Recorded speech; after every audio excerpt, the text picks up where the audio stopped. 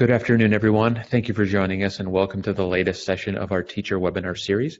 My name is Ben Wheeler-Floyd and I'm a Customer Service Associate at Michigan Language Assessment, and I'll be moderating today's event. Our presenters for today are Dr. Rita Simpson-Vlock and Brent Miller. Rita is the Educational Materials Developer at Michigan Language Assessment, and Brent is an assessment developer who works on the team that creates our exams. Together, Rita and Brent have extensive experience teaching ESL and EFL, designing tests, and developing English language teaching materials. Hi, everyone. Hello. Thanks for joining us. I'm Brent. And I'm Rita. We're happy that you've joined us for the second screening of our webinar on developing listening skills for MET Go. I am going to tell you a little bit about this webinar. There we go. We're going to do a preview of the webinar here, and then I'm going to turn it over to Brent for some introduction to the MET Go. So this webinar is one of the educational resources we offer to support teachers preparing students to take the MET Go. Some of the other resources we have include a sample test, which is downloadable from our website, as well as the newly published official practice test books and teacher's pack available from the U of M Press. The purpose of this webinar is to help teachers specifically develop students' listening skills in order to better prepare them for the listening section of the MET Go. The format of the session is going to be a 45-minute presentation followed by some time for your questions and answers. As I said, Brent's going to describe the MET Go and outline the listening test sections and skills. Then we'll present and discuss 6 strategies for practicing these skills in the classroom with examples and activities for each strategy. We'll close with time for some questions from you. The examples we are going to refer to are all taken from the practice tests, from the listening section of the practice test books. But I wanted to make sure to say that this is not solely intended as a test prep session or as a description of the listening item types per se. So it's meant to be an overview of some strategies you can use in your classroom to practice listening generally, but that also relate to the skills needed on the MET Go listening section. So by the end of this webinar, you'll have a framework for a variety of activities to practice listening skills in your classrooms, as well as an understanding of how those activities and tasks relate to the skills tested on the MET Go and can be adapted for different levels of learners. One more comment is after the webinar, be sure to check your email from Michigan Language Assessment, as you'll be receiving a certificate of participation. You'll be receiving a survey and a handout, a link to a handout, and the PowerPoint and recording. The handout will have some additional information that's not covered on the slides, and then a subsequent email will include a certificate of participation. So look out for that email. Yeah. All right, now we're going to take a look at the poll results. See how long you've been teaching English. Wow, it looks like a majority of you have been teaching for more than 10 years. We're really happy to have you here, and we really look forward to your questions at the end. So thank you for taking that poll. We're now going to move on to talk about the MET Go. The MET Go is a secure multi-level exam for beginner to intermediate English learners. The CFR levels are A1 to B1. It's a 4 skills exam that consists of reading, listening, and writing with an optional speaking section. The test itself contains authentic tasks and situations that are suitable for teens in full color, all of the graphics to help make it engaging for that age group. And MET Go score reports provide individualized diagnostic feedback for each test taker. Now about the listening test specifically, it's 30 test questions or items in 5 parts. It takes about 30 minutes for test takers to complete. Part 1 consists of questions about identifying people in a picture of an everyday scene based on short descriptions. Part 2 items require selecting an appropriate response to answer a conversational question or a statement. Part 3 is based on answering questions about short conversations with 3 possible illustrations to choose from. Part 4 presents longer conversations with multiple comprehension questions about those conversations. And finally, Part 5 questions are based on a short announcement that's followed by 3 to 4 questions. So all of these listening questions on the test can be broken down into 2 main categories, 2 main skills. There's global skills, and these relate to the listener's understanding of a conversation or a talk as a whole. A question testing global skills might ask what the speakers are mainly discussing, and Rita has an example from the practice book. So practice test 4, number 22, question is, what is the talk mostly about? Great example of a global question. In addition to global, there are local skills.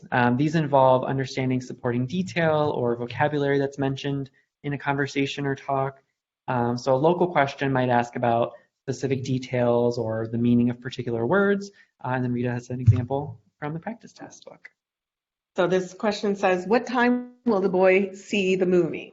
So very specific detail that's probably mentioned in a conversation about seeing a movie.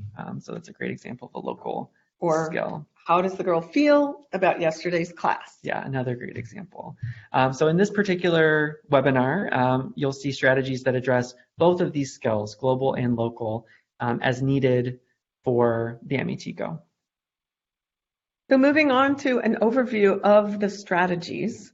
Each of the strategies we present here has multiple possible task types or variations. In this webinar, we're only going to highlight 1 or 2 activity types for each strategy. But as I mentioned before, there is a handout that you will be getting that lists some additional activities that go along with each strategy. So the overview, the strategies are really a framework to think about focused listening practice. They're adaptable to all levels of learners. A1 to B1 for the MET Go, but the way we've laid it out, the first 3 strategies that we're going to talk about are more suited to adapting for lower level learners, and the last 3 strategies give a lot of opportunity for adapting to the higher levels of learners. And all the strategies attempt to create authentic context for practicing listening. Listening is, of course, a receptive skill and an internal process. So one of our challenges as teachers is figuring out how much students understand of what they are listening to. However, it's not really possible to effectively practice and develop listening skills in isolation. So all the strategies we present integrate speaking, writing, or reading along with listening. And notice the icons at the bottom of your slide here. The headphones for listening are included in every strategy, but then we have either speaking, reading, or writing, depending on which skill or skills that activity might be paired with. So moving on to strategy 1, it's called listen and answer questions. Very basic, probably something that every one of you as teachers does really very often and naturally. It is the strategy that's most similar to tasks 4 and 5 on the MET Go. Namely, students listen to a passage, either a conversation or a monologue, and answer questions about the passage. It's very important to practice this question and answer listening strategy regularly, since these types of tasks appear on the test. But it's also important not to use this exclusively or over-rely on it, because there are a lot of other ways to practice listening in addition to this. So there are many types of questions that you can use, including questions that wouldn't necessarily be a type of question that shows up on a test. So for example, yes, no, true, false, and either or choice questions, as well as open-ended WH questions in addition to multiple choice questions. So unlike a practice test, in a class situation, open-ended questions are great. And also note that true, false, and yes, no questions are essentially syntactic variations of the same type of comprehension question, but because yes/no questions are more likely to occur in authentic conversation, I mean, that's the way we talk, so it's valuable to include them along with true/false questions. And lastly, and I would say, as teachers, we often think of ourselves as being the ones who generate the questions, the students answer. But don't be afraid to have students generate questions, either for their peers or, just sort of flip the script. Once students have the basic syntax and, are comfortable phrasing questions, once they've listened to something, challenge them to create some questions as well. It's a good way to build engagement and a different way of thinking about their comprehension. All right, now we're going to move on to an example to illustrate one way to use this question and answer strategy. We're going to ask that you listen to the following short dialogue and think about what questions you could ask your students. Please be aware that the audio clip volume may be too loud, so you might need to adjust your volume as you listen.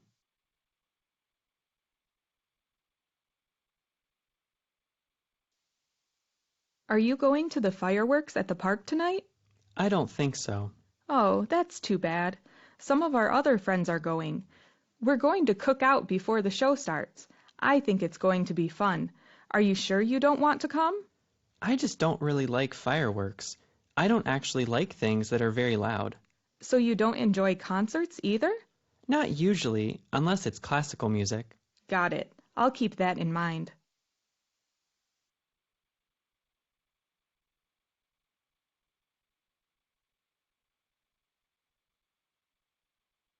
All right, now that you've heard this brief conversation, think about some possible questions that you could ask your students that help focus their attention. Notice that we didn't give you any questions ahead of time, but that's a great variation, especially for lower level learners. Waiting until afterward to give questions makes the task more challenging. In this particular case, we're going to show you a few questions that could be used for a quick comprehension check. So you could ask a WH question, such as, where's the girl going this evening? You could ask, true or false, the boy is going with her. And you could also say yes or no, does the boy like fireworks? So these three questions in particular are all focused on these local specific details. And here's one more additional question. We're going to give you this one as a poll. Not to quiz you, just to get you involved. This one's a little bit more challenging of a detailed question that some of your students might have missed during their listen of that particular conversation. So the question is, what will the girl and her friends do before the fireworks show? And in case you're wondering what the actual question for this practice test item is, it's, why won't the man go to the fireworks show? So that's the question that's in the practice test book. All right, we're going to check the poll and see. Right, have a cookout. Most of you answered that one, and that's what we would consider the best answer. Take a walk in the park. Actually, that's not necessarily incorrect because they have to go to the park to have the cookout. Right. So great job, everyone. Thanks for participating. And notice a question like that, if you do give multiple choice questions in class, could be a great opportunity to talk about test taking strategies as well, and why one distractor might be partially correct, but not as good an answer as the correct answer. Okay, so moving on to strategy number 2 is one we call listen and reply, respond, or select. This is a variation on strategy 1 that can focus on specific details or global skills, and is most useful with a series or a set of shorter conversations or passages or sentences even. The basic idea for this strategy is that listeners are given maybe a set of pictures, possible contexts or locations, maybe dialogue responses or speaker relationships, and they choose which one fits for each passage they hear.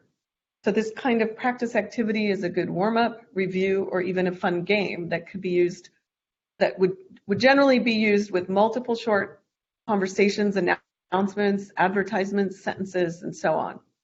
So here's one set as an example. Most of the examples that we're going to show you on this strategy are based on pictures, illustrations, and that's because the MET Go actually uses a lot of illustrations throughout the test. But the basic reply, respond, and select strategy doesn't necessarily require you to use illustrations. So Brent, Yeah. here's a set of pictures. Yeah, for this set, you could read sentences out loud, such as, "You can buy groceries here," or "No one is sitting at the tables yet." You could also read aloud questions. Do you like the new supermarket? Did you have to wait long for the bus?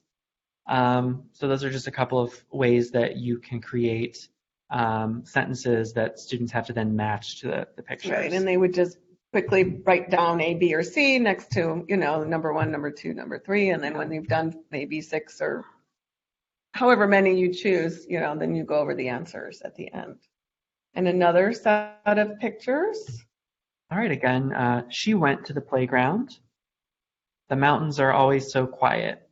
So just a couple of examples of sentences that you could read aloud and have your students respond to. And you may create sentences that have more than one correct answer too. So you might say, there are a lot of trees in the park. Right. And both A and C. So you have to just make sure you're clear with the students, so whether there's only one answer or more than one answer as you introduce the activity. One more slightly different type of, oh, no, this is the same type. Yeah, same type. So we're actually going to ask you to listen to the following brief dialogue. There'll be a question after that dialogue, and think of the correct picture response to that, and we'll answer that when we come back.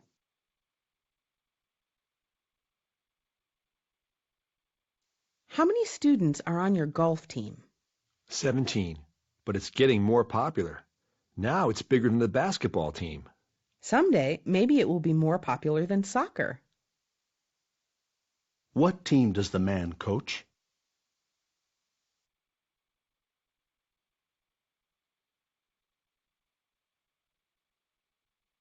All right, thank you for listening to that. So the question again was, what team does the man coach? Rita, do you have an answer for the question? Golf. I think golf is going to be really popular. Exactly, more popular than soccer. We'll see if that happens.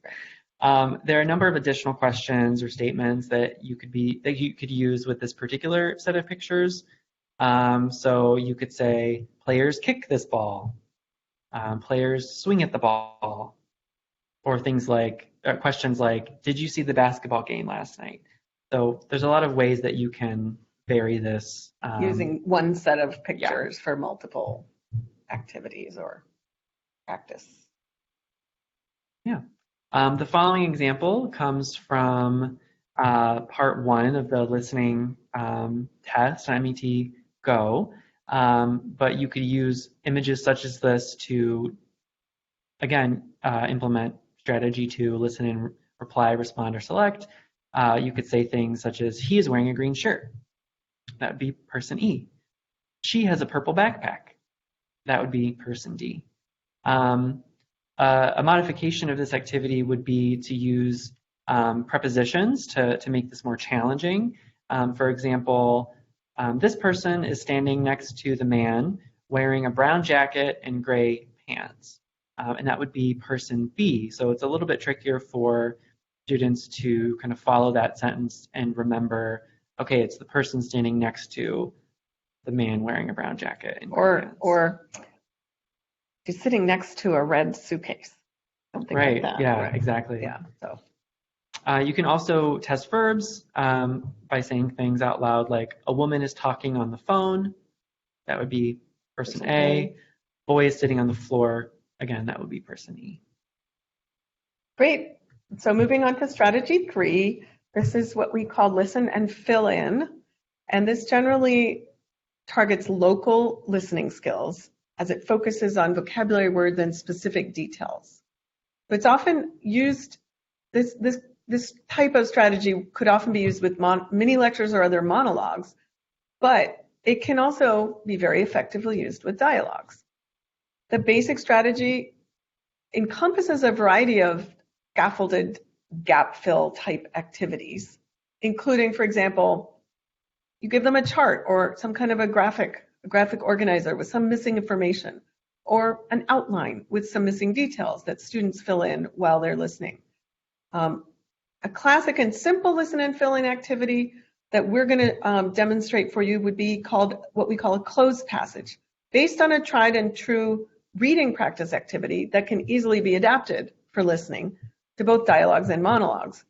It involves preparing a written transcript of the listening passage ahead of time, or getting the transcript. In many cases, we don't have to actually do that work. And blanking out enough words so that students can still read along while they're listening, but they have to fill in the blanks of a select number of missing words. So for lower level learners, fewer blanks and more basic vocabulary words makes the exercise more manageable. For higher level learners, obviously, you can use more challenging words and more blanks that they have to fill out. So some preparation tips when you're planning for this kind of an activity. Make sure you listen to the passage as you're creating the exercise so that you don't select words that are either so unstressed or softly spoken that they can't be as clearly heard as you would like. You can omit words based on a number of different criteria, including content vocabulary recently learned, main ideas of the passage, or important details. You can choose words based on part of speech if you want them to focus on the verbs, for example, or adjectives and adverbs. Generally speaking, you're better off to emphasize content or lexical words than function words like articles or prepositions. Yeah. I want to thank some of the listeners who let us know about some of the audio issues that you're experiencing. We just want to let you know that all of the audio will be available after the presentation when you get a link to the presentation. Apologies for that not working, but thanks for letting us know. And that's also a good place to mention that when we're giving you the audio examples here in this webinar, we've decided to include the script everywhere except for this following example that we're about to come to with the close activity. We would not do that in the classroom. We're doing it for you because we were aware from the past that some people have a hard time with hearing the audio when we switch over. So just be aware that that would not be a teaching strategy in general. So yeah, this tends to be a really motivating type of activity. The students think about it almost like a puzzle, and make sure you tell students not to worry about spelling. They're just trying to get the word as recognizably as they can. And you may have to repeat the audio. You probably will, except for advanced learners or something that's, if they've gone ahead in the class and you've trained them to, wean themselves off of listening 2 times or sometimes 3 times. And you may have to pause the audio either after each blank sentence that has a blank, or maybe just after every few sentences, until students, especially, get used to writing while they're listening, kind of multitasking. One last possible support for students, depending on their level and your teaching style, would be to consider providing a word bank, which would just be a list of all the words that they're going to use, that they're going to hear to fill in the blanks, plus a few extras, so that it's not just a simple matching activity. So yeah, so we're going to move on to another example. This will be a brief student class presentation. While listening, fill in the blanks with the missing words. That would be what you tell your students. And then we'll discuss after the example.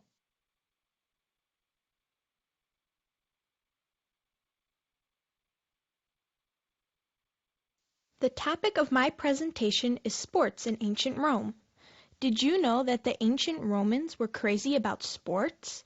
Not many people actually played sports, but most of the population enjoyed watching them. Some of the sports that were popular then are still familiar to us today, but there are some differences. For example, Romans didn't play basketball, football, or tennis, but there were boxing matches, races, and jumping competitions. Some of the popular Roman sports aren't really played anymore. For example, fights with wild animals. Here are some drawings of popular Roman sports. Please look at the screen.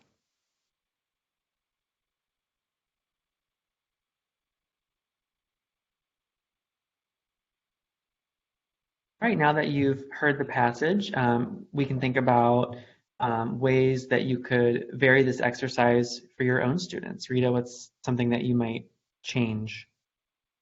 So unless I had really lower level learners, I'd probably include more blanks. I'd probably blank out more words.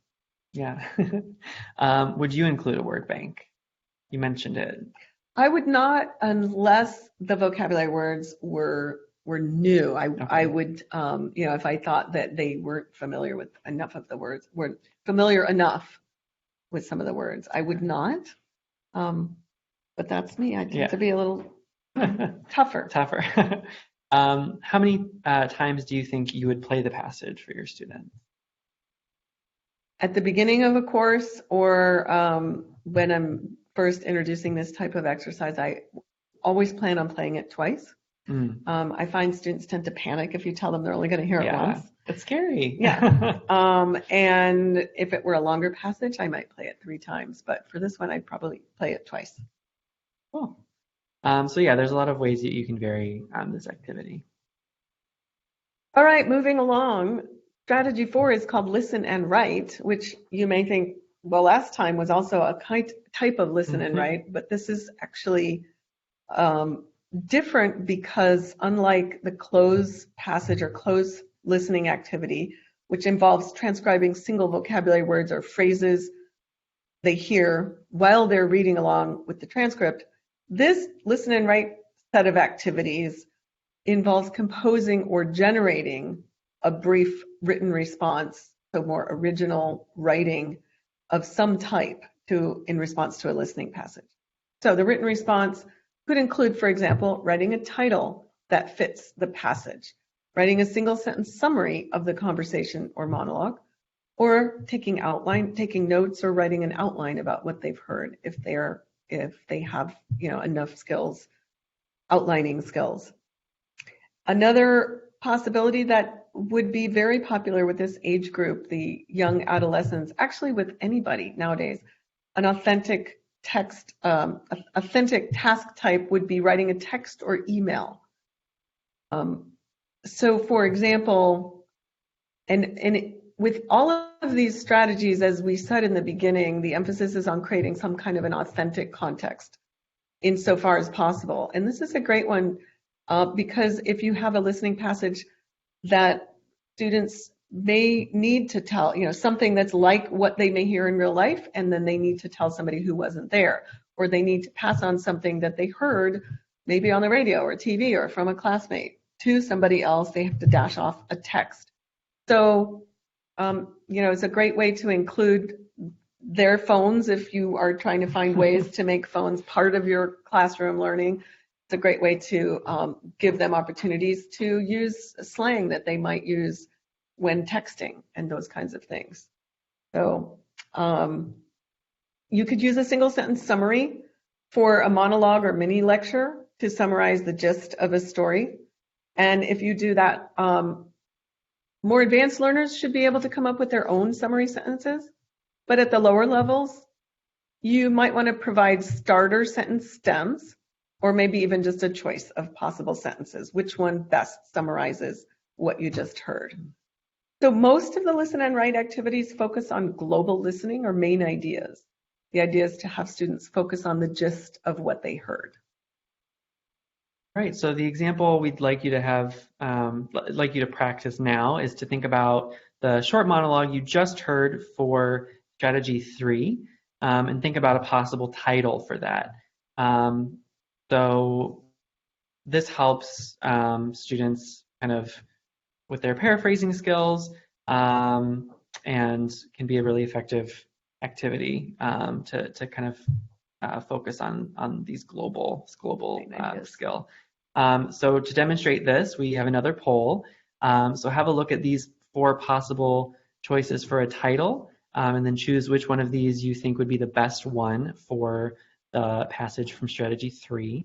And then we'll discuss the results as they come in. So let's take a look at the poll. If you're interested, this particular example comes from practice test 4, and it's part 5. It's the third passage in that practice test book. So it looks like most of you are giving the passage the title Sports in Ancient Rome.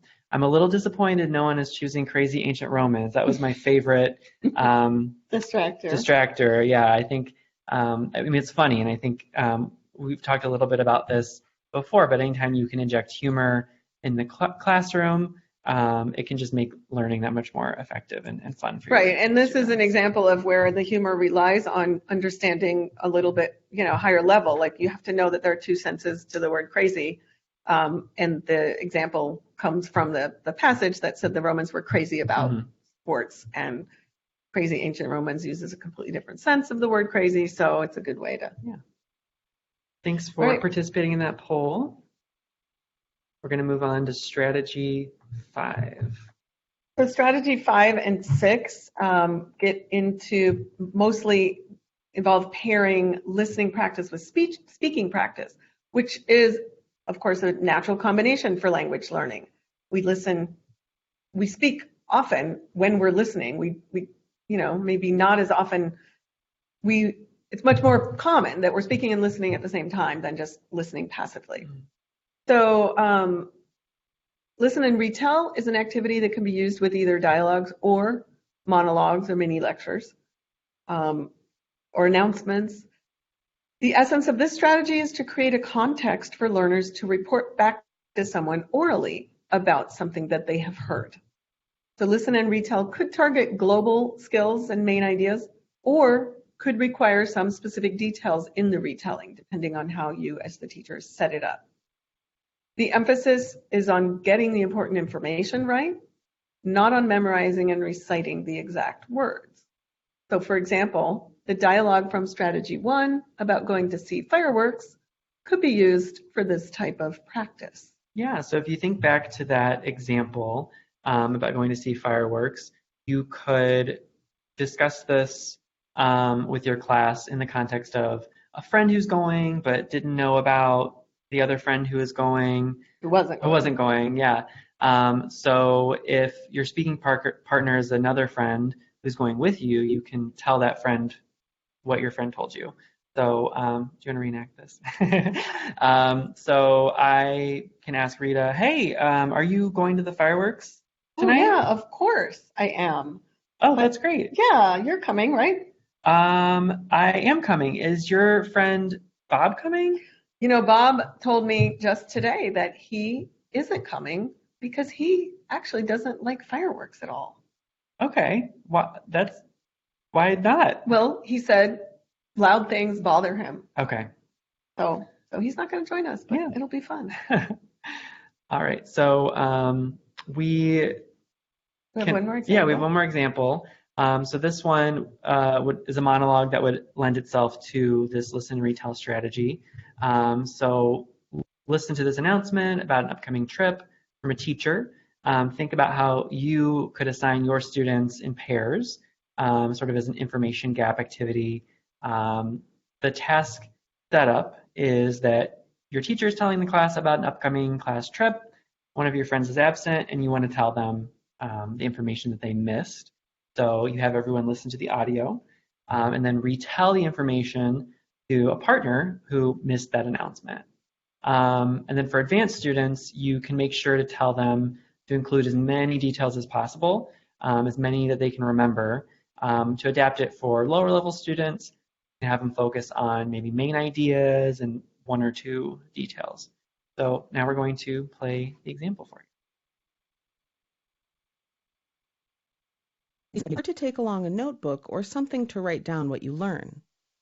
At noon, we'll meet at the cafeteria for lunch, and I'll give each of you a ticket for a free meal there. After lunch, we'll go to meeting room B at the center to talk about what everyone found most interesting at the center.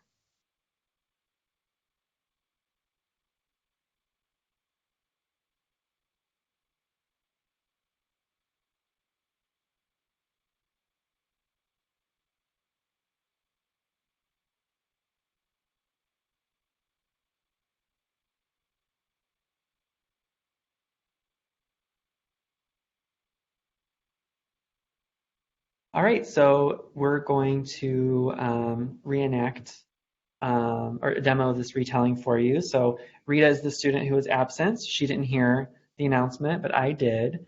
So Rita, we have a field trip tomorrow. Oh, wow. I missed class today. Yeah. Did she say anything about that trip? Yes. Let me see if I can remember. So we are leaving at 8:30, so pretty early in the morning, and we need to bring our notebooks. Oh, okay. Yes. And there was one more thing about partners. We're going to keep partners we had for the project that we're working on in class. So, yeah. Great. Thank you. Yeah. So that's just a fun way that you could do that.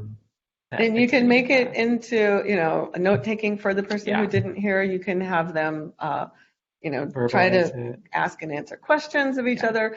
Ideally, this type of activity is structured as Brent mentioned, as a gap fill, as a gapped activity where information gap activity where half the class is hearing the dialogue and maybe half the class is hearing another dialogue or monologue, whatever it is.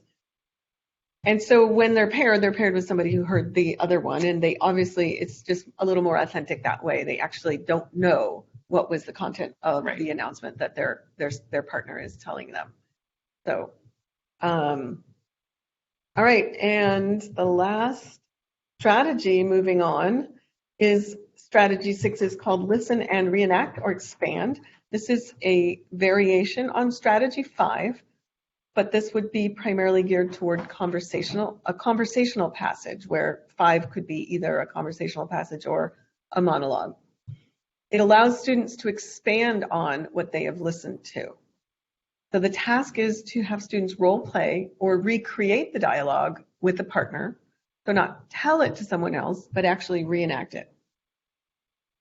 Either for lower level students, maybe as a reenactment of the same dialogue, using as many of the details as the students can remember, or for more advanced learners, giving them some the teachers you would give them some parameters for varying some of the details, or maybe just tell them the basics that they have to include and keep the same, and give them sort of the opportunity to improvise, to create something new based on that one. So the focus is on changing it up in some way based on what they've already listened to. Obviously, they'll need to have the original dialogue fairly well, not memorized, but, they need to be pretty familiar with the content, have heard that multiple times. And this activity could actually be a great follow-up activity to almost any of the previous practice strategies using the same dialogue. So this paired activity could be used for shorter or longer conversations, depending on your student's level. One of the great things about this is it engages students interactively with peer listening. We tend as teachers to think about presenting our students with authentic native speaker voices and something that's polished and recorded, and it's really just as valuable as a listening strategy to have students listen in real time to their peers and have to respond in real time. So, all right, we're going to move on to an example now. So please listen to the following dialogue about tennis practice. And again, you're assuming that students have listened enough times to become very familiar with the details.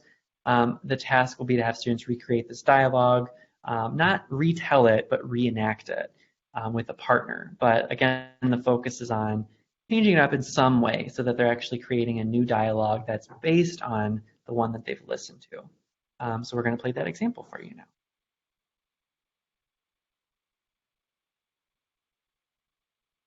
Hi, Nick.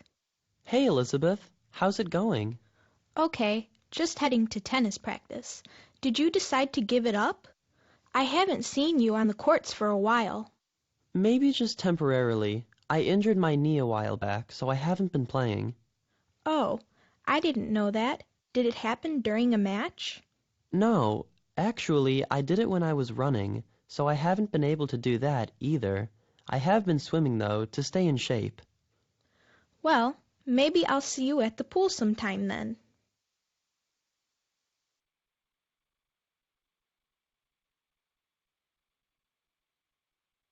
All right, so in thinking about this dialogue, you could have students create a similar or alternate dialogue by changing things like which sport team they're on. So that was about tennis.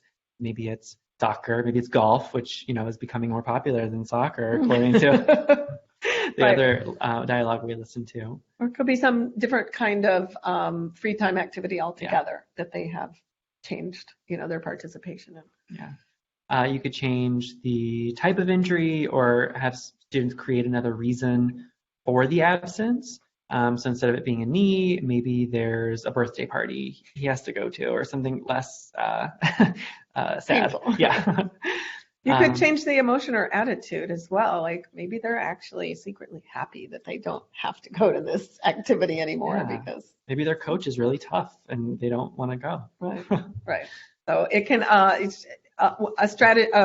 one of the teaching suggestions for this one is to really just give them 2 or 3 things that they need to keep the same, and then let them figure out what they want to change up. Yeah. So that's the end of our 6 strategies. We hope that what we've presented here has given you some new ideas for some classroom activities you can use for practicing listening with your students. We've tried to show you how each strategy relates to the listening skills tested on the MET Go, and that each strategy encompasses a set of possible activities or tasks, and to point out how the strategies are adaptable for lower or higher level learners, and that they can be used with different types of listening input, and also mentioned how they integrate different some of the other skills, reading, writing, or speaking, in different ways. So next in our series of webinars, we have coming up at the end of next month, at the end of October, we will talk in more general terms about the MET Go, and please sign up for, if you want to be notified of the dates and the times ahead of time, please sign up on our list, which you will get a link to in the email that's coming with our survey. Get the MET Go practice test books are available for purchase at U of M Press website, and soon to be available more generally in Latin American markets. Watch your email for a survey, a certificate of participation, and the links to the presentation. Yeah. And thank you again for logging on, for participating in our webinar. Yeah, we're really excited to move on to your questions now. So if you haven't yet, please go to the Q&A portion of your screen. Click on that and then enter your question there. You can also like questions or comments that you would like us to address. That'll kind of bump them up in terms of priority, and we'll address those as quick as we can. So we're going to take a look at the questions and answers now. So nothing yet. And no pressure, but yeah. The previous webinar session that we had on Tuesday, we got some really great questions, and we have high hopes for you guys to let us know what's on your mind. Yeah, and I think, like Rita said, the next webinar is going to be about MET Go more broadly. In the meantime, there are a lot of resources on our website, michiganassessment.org, for MET Go, for all of our other test programs. So if you are interested in sample tests, practice materials, there are some resources available there. So it's great to check out. They're freely available. And now this is a question that's come up multiple times in the past that you might be thinking about, but just not writing a question in, which is, where can we find good listening resources to use with our students? And without giving you a whole long list, I'll say a couple things about that. There will be a short list of links in the handout that you're going to receive. And generally speaking, there are a lot of ESL podcasts out there. And at all levels. Yeah. Using different dialects, British and American and other, dialects of English. So there's a lot of opportunity. Don't think that, you don't have good resources. It takes a little bit of poking around and planning, but in addition to things like the sample practice test, the practice test or the sample test, or the activities we have that have some listening, some audio scripts online for you, there are also a whole lot of ways to find resources. And I think it's worth another mention, but when students take the MET Go, they do receive individualized feedback with some activities recommended on that score report. So they do take the form usually of, listen to a podcast, listen to a song in English, things of that nature that they can do on their own. So we've got some questions coming in. The first one, can I download a complete MET Go practice test form from the website or just the specific skills? So we do have a complete MET Go sample test available on our website. So you absolutely can download that and read it just like a practice test. The books include 4 practice tests in them, but these are not available on our website. Yes. They are only in the book. And they're different content than what is on the website. So, but there is the audio component, which is, that's available for download. Well, not really for download, but it's available. Next question, how are scores in MET Go ranked with the Common European Framework of Reference? What is the, and two-part question, what is the age range suggested for this exam? Yeah, so MET Go, it's suitable for students who are A1 to B1 on the CFR. On their score report, they'll get a CFR level that they've demonstrated on the test. And then the age range that we're suggesting is 11 to 15-year-olds. But really anyone in that kind of A1 to B1 range would be suitable for them. But the 11 to 15-year-olds are the test takers we've really tried to kind of produce the content for. So the content should be very authentic to them, as well as kind of the artwork and the engaging nature of that should be suitable for that age range. So you kind of answered in relation to the report, does the student receive any feedback or just a score? They sure do. Again, yes, they do receive very personalized feedback. So lots of feedback. So they get an indication of their strengths and maybe some of the things that they could work on going forward, as well as a recommended activity. And just another note about that feedback is it's written at the level that they've demonstrated on the test. So we really wanted to try to make those score reports useful and accessible to the test taker. But and their parents. Yeah, but teachers can use it as well and to help identify which students would benefit from more listening to main idea types of questions and things like that. So we have a question here that says, when can students take this exam? I heard that it is on demand. How does that work? Yeah, so we have windows that you can sign up for to take the exam. Those are, there's more detail about those on our website. So you would place your order, you would let us know when you'd like to deliver that test during that window, and then we get the results. There's a minimum, back to you. You can't just say, I want to take the test this Friday or something. I mean, there's a minimum time. Those are some 3 weeks, and some of those details, these are great questions. If you have more questions along those lines, that is some of what we'll be covering in next month's webinar as well. We'll go into a little more detail about the makeup of the test, the different sections, how you sign up for it, the grading, the feedback, score reports and feedback, and as well as practice activities. One more. Another question, how can we purchase the books for practice if we are from Uruguay? So the right now, if you're just dying to have this book, you can go to the U of M Press website, which is linked on our website, and you can order them. That is the easiest and quickest way to get them right now. We are also anticipating very soon that there will be distributors in South America who will be selling them locally. And we don't have any more specific details about that yet, but stay tuned. If you sign up for the list to get notified when new resources are available, which the link to that will be coming in the email with the survey, you'll be the first to know when those are available.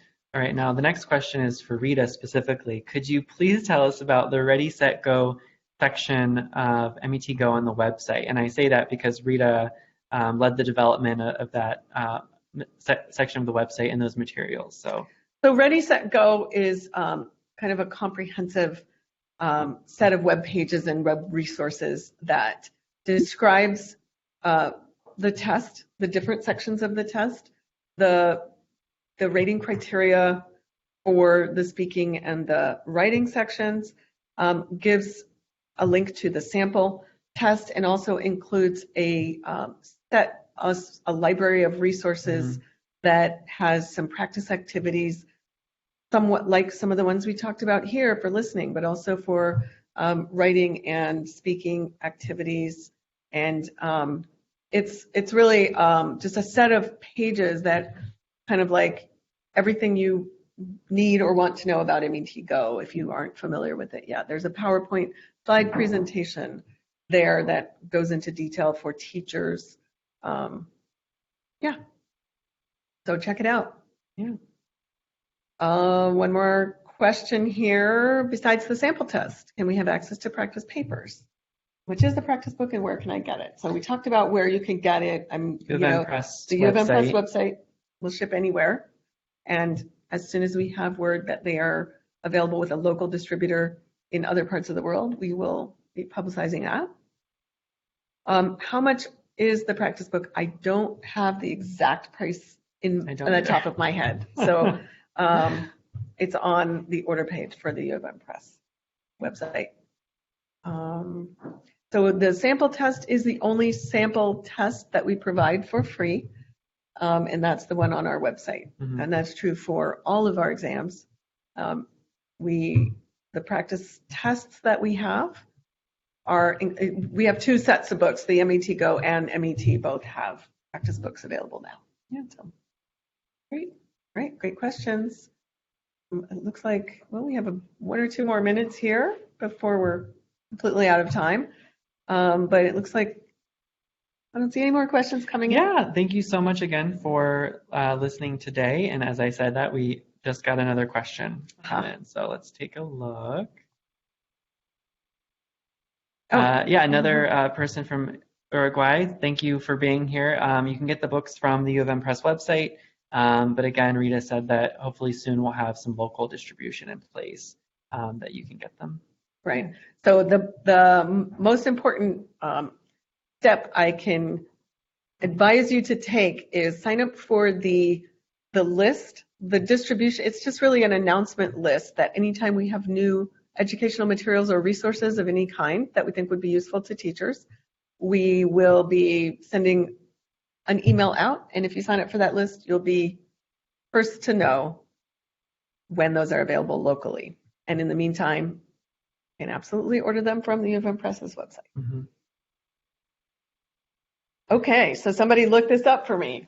The price for MET Go is, so we have the practice test book, which is for full tests. And by the way, this is only a classroom edition. It's meant because the learners are generally speaking young adolescents. We figured that they would be using these practice test books in the context of a class. So those ones are $26 US, and the teacher's pack, which would include the teacher's answer pack, would include all the scripts, the listening scripts, as well as the answer key and some specific teaching suggestions as well, and that's $15. And if you're a teacher and you're wanting to order several classroom sets of the practice test books, I'm sure there will be some kind of a discount for the teacher's answer pack. Right? Thanks again. All right. Thanks again for joining us, and great question. See you next month, hopefully.